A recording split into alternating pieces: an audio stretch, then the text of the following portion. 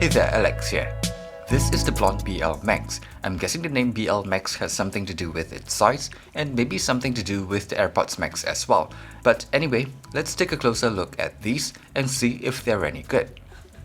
The BL Max comes in a pretty standard box with the usual set of accessories that we've seen on a few other Blonde REMs. The cable seems to be very similar to the one on the BL Mini, which is a good thing because that was a pretty nice cable. It looks good and is very easy to work with. The shell is premium looking as expected from Blonde, and the design is kinda unique too. While it seems pretty chunky, the part that goes into the ear is actually just the inner portion. It's a pretty relaxed fit, so noise isolation isn't great, but it is generally quite comfortable. My only minor complaint is that I often need to adjust it around a bit before I can get a secure fit, especially for my right ear, so your mileage may vary. In terms of sound quality, they are using two dynamic drivers on each side, and they have a slightly warm, mild V-shaped tuning. Bass is elevated and sounds relatively well controlled. However, it seems to be lacking a bit of punch in terms of the attack.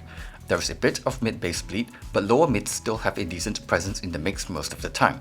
I don't think it's too thin sounding, but I would personally prefer a bit more body here.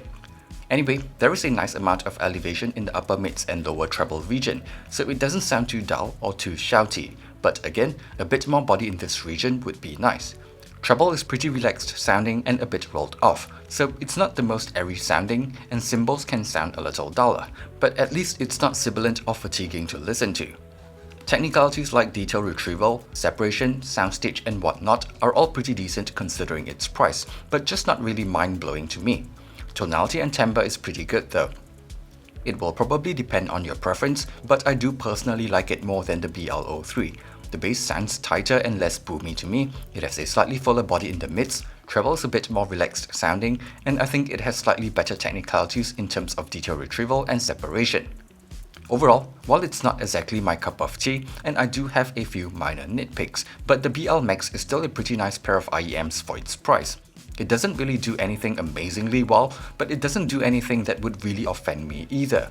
It has an inoffensive tuning that I think will probably be enjoyable enough for most folks. At least I personally enjoy it a bit more compared to a few other more expensive REMs that I own, and I like it more than the other Blondes that I have as well. That said, I would personally still prefer the Touchdim Tanya plus a more powerful source like the JC Alley JM10 with Sonata BHD firmware, but that is a more expensive combo. So yeah, in the end, I think the BL Max is still a competent pair of REMs for its price.